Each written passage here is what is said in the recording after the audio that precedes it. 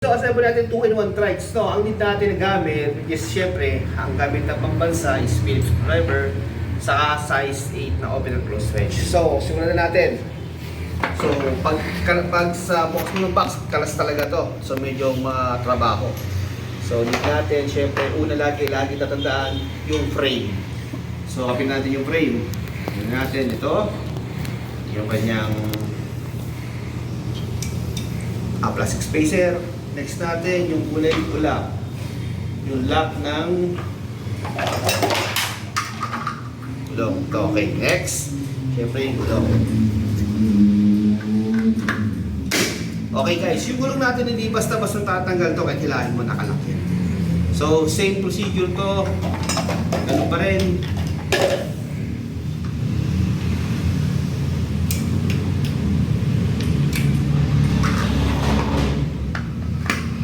Okay, so nakabuo na natin yung kanyang fundamental.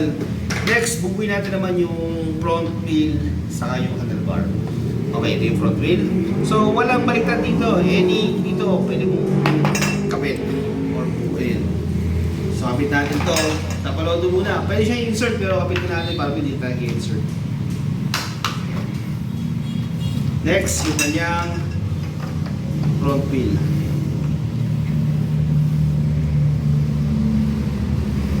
Sa front wheel, walang likod, walang harap dito. So pag binubuo nyo guys, ito yung pinaka-front yan, ito yung likod. Okay.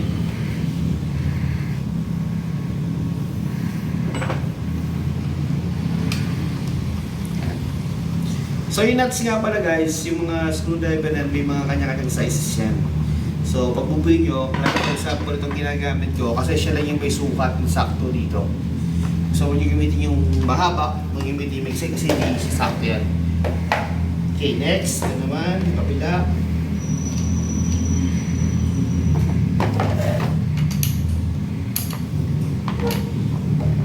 So, parehas lang gamit. Ito.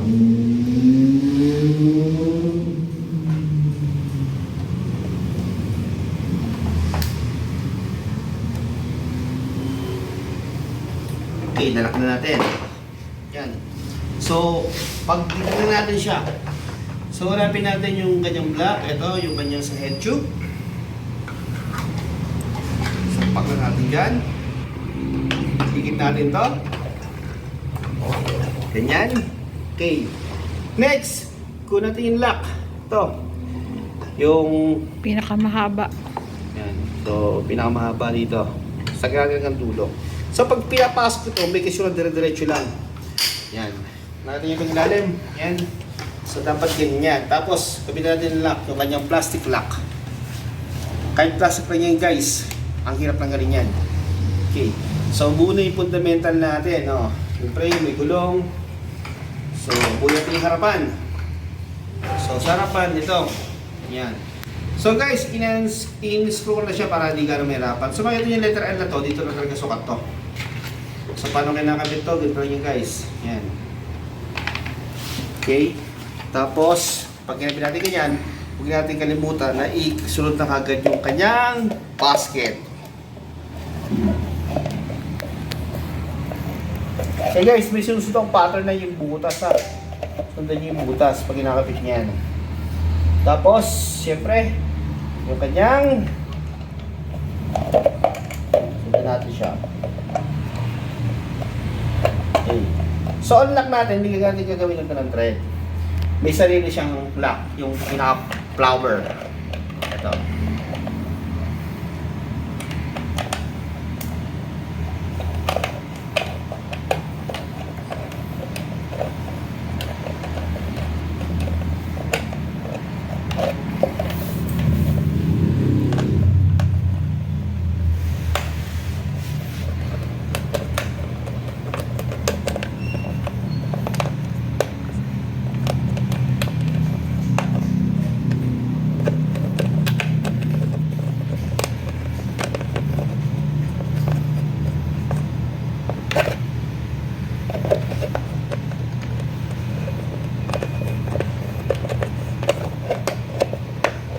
Bisa tigas.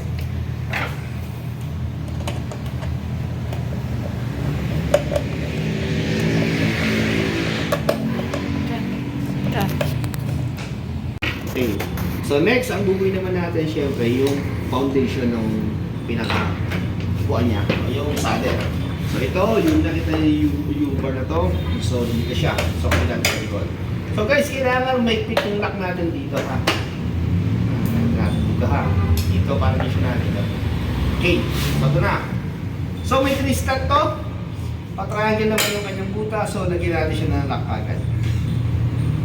So yung tatlong maliliit ang gagamitin natin.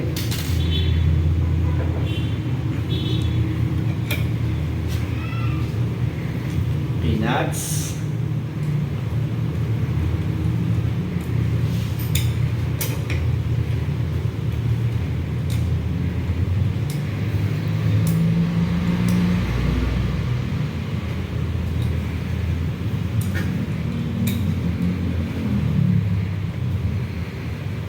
Okay.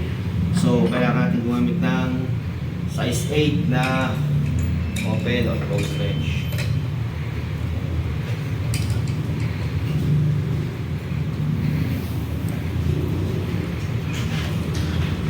Okay, next, ang kabilang side naman.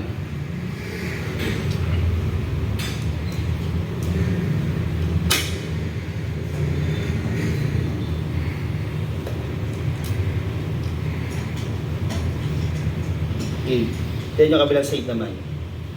So guys, huwag mo technique dyan, huwag ikitan muna. Yan. Para hindi kayo nahihirapan sa paglalagay.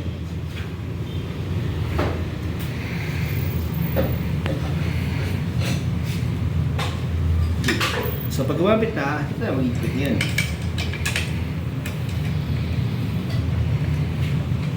So kailangan guys, tangipin to para hindi gumalaw yung pinaka-ano niya. Sandalan sa likod.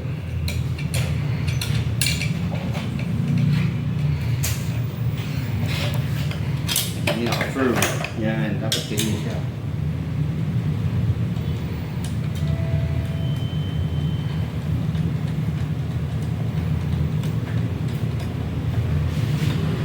Lock. So next, gagamitan natin yung kanya shock. Yan, yung pinaka-upuan na. So ito yung shocks, ito yung upuan, yan.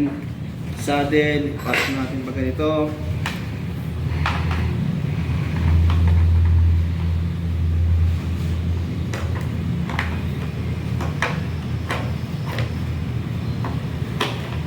Okay, tapos yung kanyang yan, ito. So guys, talaga yung talaga spring type to, talaga gumagana siya nito. So dito, sa pagkakabit to, may challenging. Yan. Hindi basta-basta kinakabit to. So, kailangan, mayroong technique na ginagamit. Kailangan may mahaba pa siya. Pag hindi pumasok, okay lang. Okay, so next, gawin mo, ibaba mo yung kanyang spring type. Pasok mo dito. Yan. So, bigit siya nakapasok siya. Nakapasok pa. Pwede natin. Hindi nakapasok. Yun ang challenge doon. Kailangan makapasok siya. Kabila nakapasok, kabila hindi. Bali kakapain mo lang sa Yes, ilalim. kabila. Yan guys, yung hinihila kong ganito. Pag nahila nyo yung ganito guys, ibig sabihin okay siya. So, dito natin siyang ilak.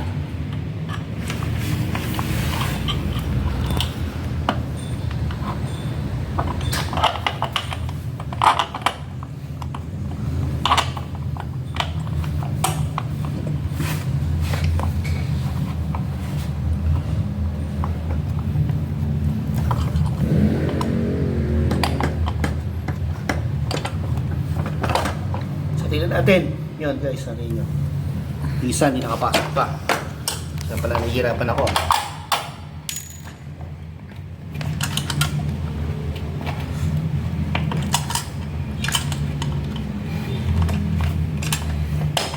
Yun!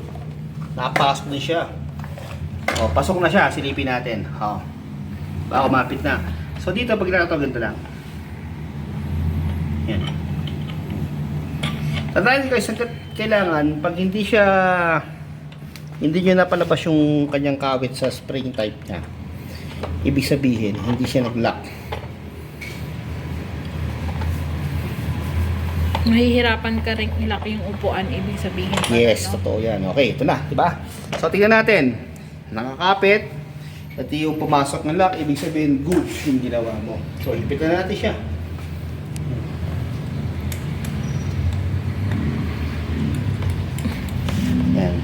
So binaliit ko lang guys para makita nyo ha. Para makita nyo yung lock. Tapos ito na. Okay, so next natin is yung arm rest nyo o yung support bar nya. So dito mas maganda naman ito kabit. So susok na natin dito. Yan. So magkami ng side. Yan. So yung gilid dito may tornilyo. Yan. So mas busy kasi mas madali kabit. May butas natin eh. Yan. So sa side lang. Kailangan guys medyo may pick lang yung lock nyo.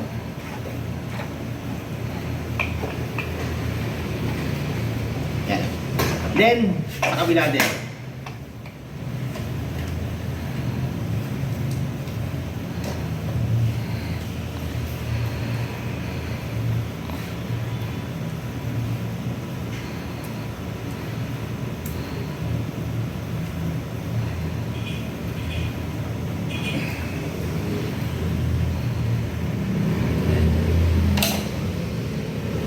Okay, so muna siya, di ba? Next, kapit na natin yung kanyang yung sandalan. May sandalan. Tapos, syempre, yung apat dito. Ito, ito.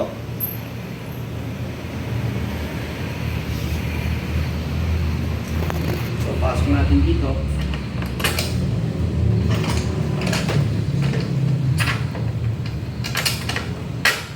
Guys, pinapasok lang siya. Actually, magkakasize itong apat na to. Hindi kayo mahirapang maghanap kasi madali lang siyang makita. Kasi pantay-pantay sila. Same lang yung haba niya at tak niya. Next, ito na. Yung canopy. Yan. So, madali lang ito ikabit. So, kasi naka-input ka doon ng yan. Yan. Ipapasok mo lang. At the same time, ilalak mo.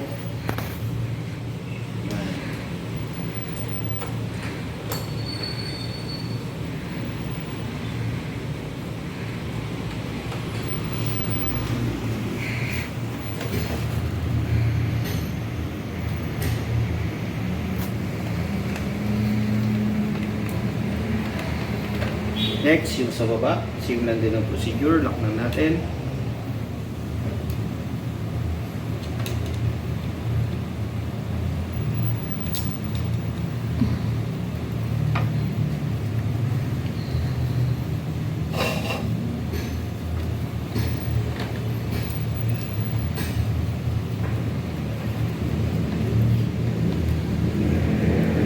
So para manak natin ang todo, gamitin natin siya ng open range or close range natin. Doon siya rin. So lock na to. May fit na.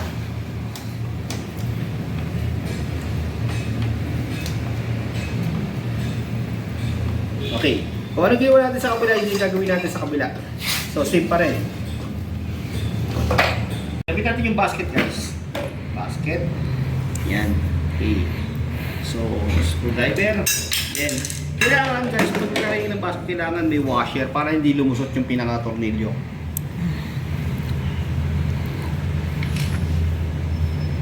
Ayan. Pasok natin siya.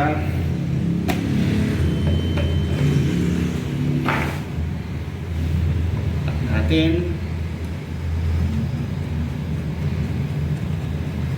Okay. Kailangan din. Same din, lock natin.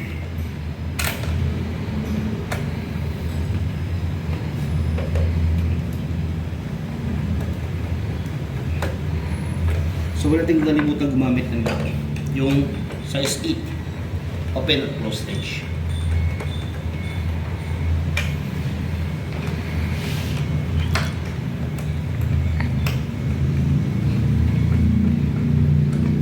Okay, next. Na. So, yung push handle. So pag gamit tayo push handle, huwag kayo lagay na lagay basta-basta. Tingnan natin nasa may butas ng harap. So dapat ganito siya guys. Yan. Kasi yung butas ito tapat sa butas ng front niya. So para mapagana natin yung left and right, yung controller ba? Okay. So dito, so mangyari at siya. Kabila din push handle. Then Yung tornilyo, lagyan natin ng washer din. Yan. Lagyan natin ng lock. Okay, so same lang din dito. Tornilyo, washer, then lock. So guys, paglagay tayo talaga ng washer ha, kasi baka lumusot sa butas yung ating pinaka-tornilyo. At dito, napoprotect niya yung plastic, yung pinaka-ano.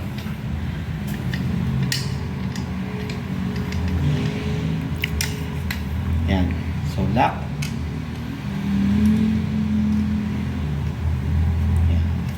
So pag kakabit kayo ito guys, may technique yan. Wala nyo muna yung ilalim. Yan. So pag Diyan, baba yung mo. ilalim, baba. Yan, baba natin. Wala natin yung ilalim. Yan. So lumalaban siya. Ilalim siya. Ngayon natin.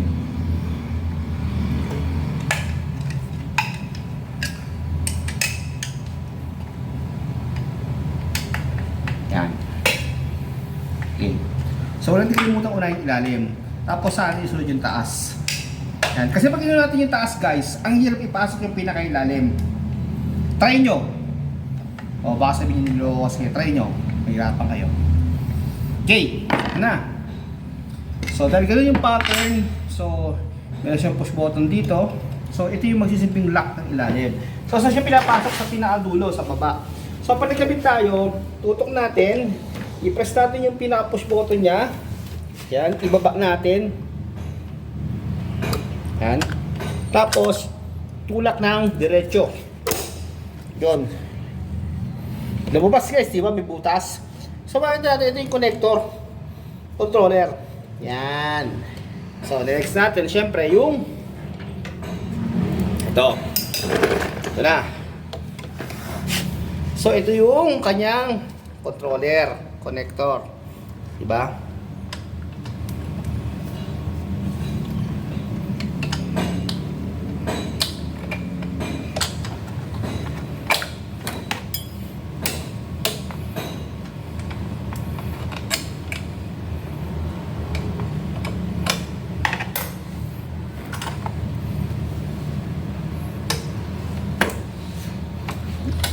Ipod mo.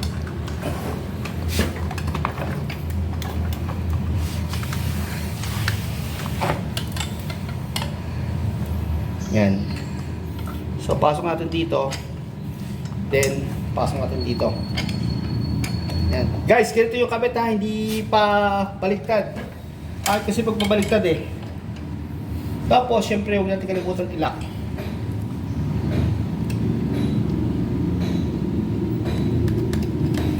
So, gagamit pa rin tayo ng 8.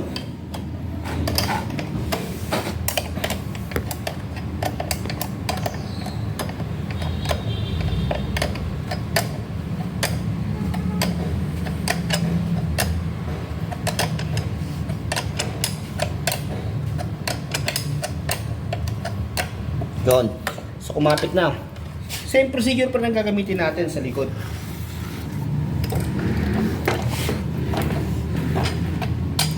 So, yan. So, lock.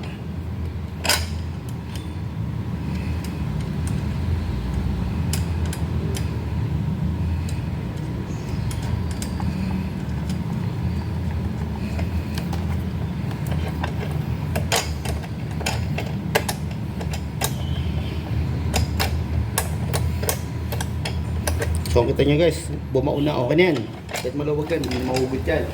Okay, next, kabit natin yung kanyang foam cushion. Yan. So, paano kinakabit to? Ito lang yan. So, ito yung forma niyan. Yan. Okay. Ito, ito rito. So, kabit natin siya pag ganito. Yan, snap-on lang yan. Simulan din dito. Di-stop lang siya guys. Yan. Ikudan, stop natin. Washable naman tong cushion na to. So, pwedeng laban. Okay, sa side.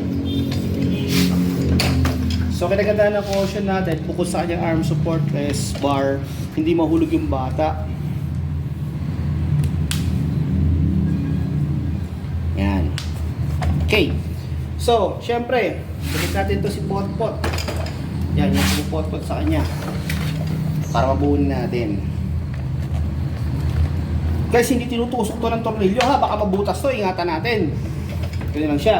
Yung panghuli, yung pang pinali, ito yung footrest, yung tapakan ng bata. Footrest.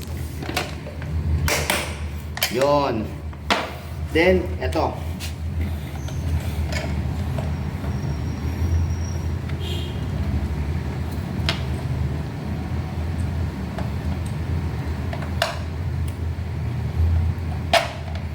Yon, pumasok siya. Yon. So, next, washer. Then, nut. Ang pinali. Yan.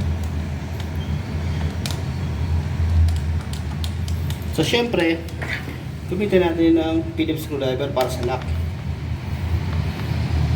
Okay na. Finished product. So, maliligo siya. Yan. Okay. Tataas to. So, guys, ito, pag nakatingala siya, konting baba na lang natin. Yan. Yan na. Nakakanya try.